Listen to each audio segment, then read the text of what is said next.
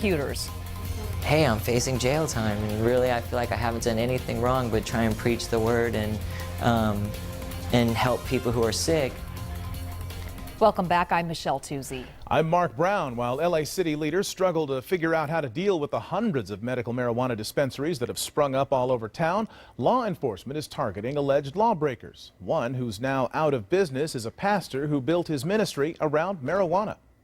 One look at this storefront in West Los Angeles and you know you're looking at a marijuana dispensary. This one, Beverly Hills Green Cross, is different. The book of Ecclesiastes talks about Craig Rubin conducts Bible study here. The ordained minister is pastor of Temple 420, a marijuana ministry. what we've always tried to do, my wife and I, is present God to people who use medical marijuana. Is there a Bible passage that you?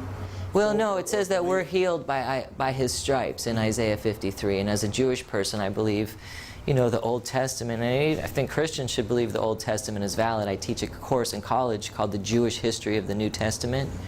And tell me, what is the heart of what you're trying to say? Does marijuana heal people? Does it have real healing properties? Or that wasn't the question. The question is, where in the Bible, where in your religious texts that you use, is marijuana mentioned or is marijuana advocated? Marijuana specifically mentioned in the book of Exodus, in the holy anointing oil. It's called cannabosum. And you could say he practices what he preaches. Do you smoke? Yes, I do smoke. When was the last time you did? 10 minutes ago. LA County DA Steve Cooley says he's cracking down on hundreds of marijuana dispensaries he says are operating illegally in Los Angeles County. Cooley says religion is just another way dope dealers try to get around the law to make a profit. I want to reach out to people who do smoke pot and let them know that God still loves them and they're welcome to come to church, you know, and that it isn't a sin to smoke pot. I think they're frauds and they're corrupt, and they should be pursued by those in positions of law enforcement authority. That's what happened at Pastor Craig Rubin's dispensary. After an undercover investigation, LA police raided the place on October 22nd at 4:20 in the afternoon. Rubin is in big trouble. He was already on probation after being convicted previously of marijuana possession for sale.